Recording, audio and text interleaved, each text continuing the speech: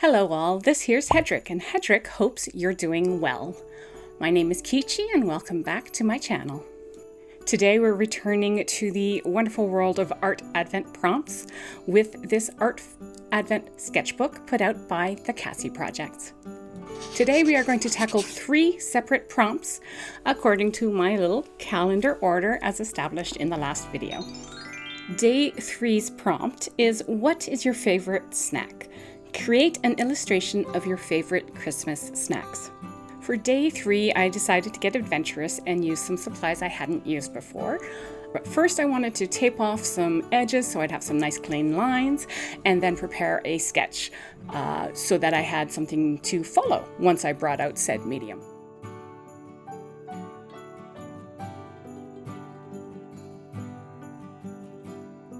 And here we have our finished sketch. Now, not to be a perfectionist, but there were a couple of things I kind of want to fix. Like, something here. I totally need to just make this a little bit better. Almost done, promise. We're going to get to the actual painting, in a moment. No, just a little bit more. Just because there's some groundbreaking changes. Ta-da! It's a completely new piece.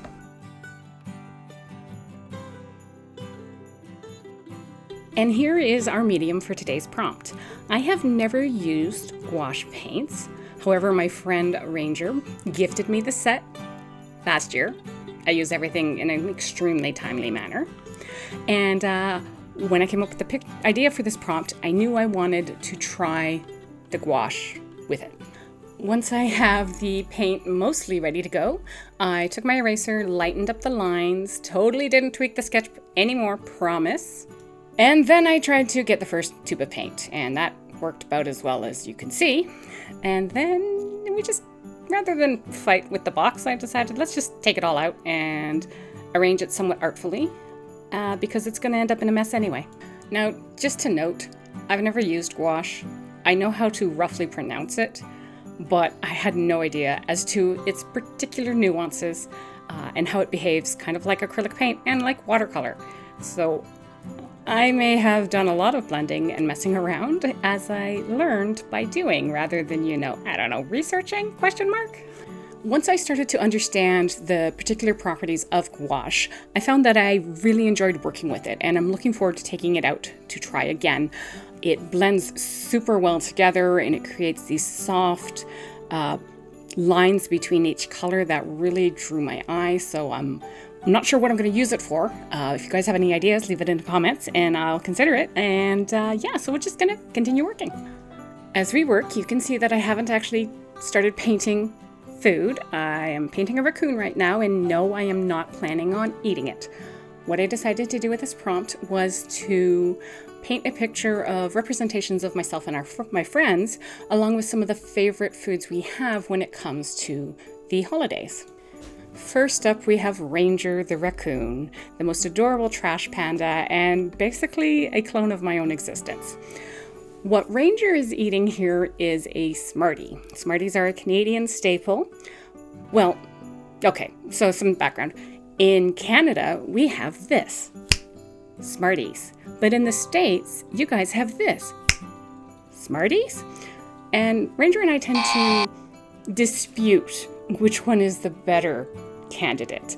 The Canadian one has chocolate, so I would argue that one is the better candidate. Anyway, to tease her, I decided to paint her eating Smarties.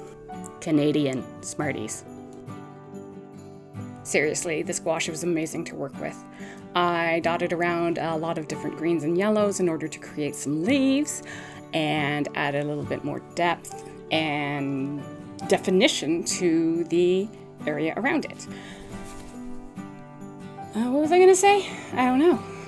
Right. So once I had the branch done, I moved at the branch and the raccoon and the box for the Smarties hashed out. I moved on to the red panda. The red panda represents me. I absolutely love red pandas. Every time I go to a zoo, I can't find them, but I adore them. And little red panda me is eating what is called an After 8, which is a Canadian/UK treat, which is a mint cream surrounded by dark chocolate Despite the name, you do not have to wait until after 8 p.m. to eat them. They are super, super delicious, and even though I am mildly allergic to them, I get a lot of them at Christmas time and just sneeze my head off because they're just so tasty.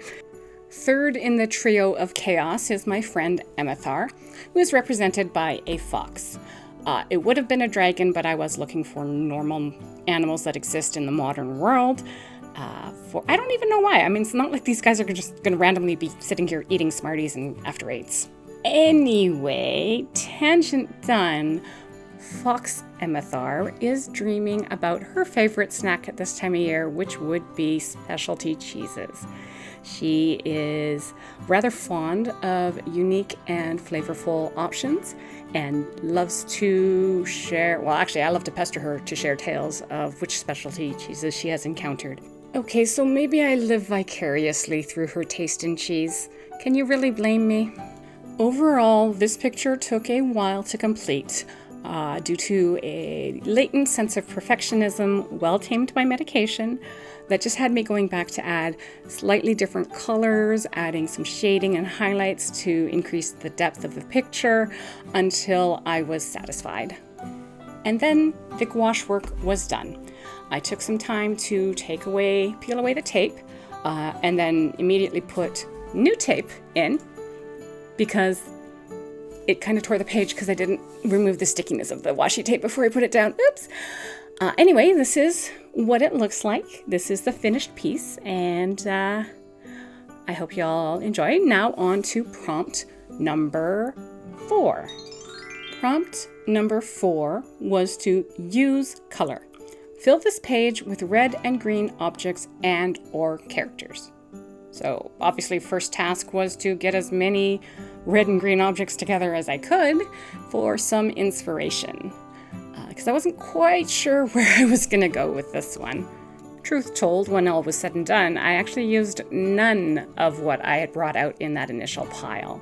Instead, I sketched out my idea and brought out my blending sticks, using my sanding paper to sharpen up the tips and clean out smudges so they wouldn't disrupt the current work. And then I brought out this set of Winsor Newton charcoal pencils. My sister bought it for me. She indulges and spoils me when it comes to a lot of things, in particular art supplies, and I have been absolutely dying to bring them out again.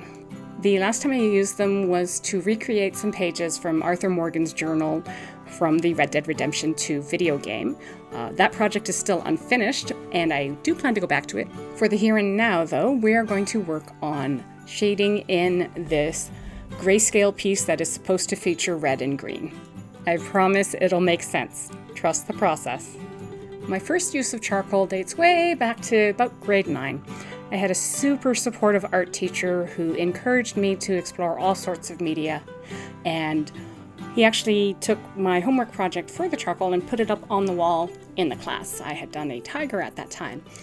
At this time, however, we have a reindeer on a cloud snickering at a leprechaun and their pot of quote-unquote gold. As you can see, I used the blending sticks to smooth out the charcoal, take away the texture of the lines to create a more cohesive finish, and I just continued this. Sometimes I would smudge through a particularly dark area and then just take the blending stick and use the residue to do very light shading for the snow, and onwards we go. When I was happy with how the grayscale portion looked, I took out one of my Micron brush tip pens, a fine liner that I really like to use, and I outlined the items that were in the cauldron, because it wasn't just a pot of gold, it was a pot of gold and various Christmas items. I think you're starting to see where the color is going to be coming in. But first, I dotted around with the smudged tip of my blending sticks to create a snowfall effect on the page. The most mystifying and amazing truth of art is that the majority of tips and techniques and tricks are rather simple. Exhibit A, me stabbing at a paper with a smudge-tipped blending stick in order to create snow. Once I was satisfied with the charcoal, for realsies this time, I used a trick I learned, again, high school, same class, wherein we reached into the 80s and 90s, found their hairspray, and we spritzed it on the page. This, in addition to creating incredibly elevated poofy hair, can help bind the charcoal to the page so that it doesn't smudge if you're moving it, handling it, or otherwise causing something to interact with the sheet. So the hairspray provided a quick adhering fixative that dried almost immediately and allowed me to promptly continue my work. And out come the softcore colored pencils from a couple of different sets that I own. I selected some reds and some greens and proceeded to add them to the page to fulfill the requirement of the prompts to use red and green. I brought out a colorless alcohol-based blender. Didn't really like how it was working, so ultimately I used my wax-based colorless blender as I did on the prior prompt, which decided to be finicky on its own and needed multiple sharpening attempts, including trying to choke my discount Devil Joe pencil sharpener with its lead at one point. You're not dying on me today, Devil Joe. Well, not unless I'm actually hunting you in Monster Hunter. And we just add detail after detail after detail, blending together some colors to create some variance so it's not just one shade. And yeah, here we go.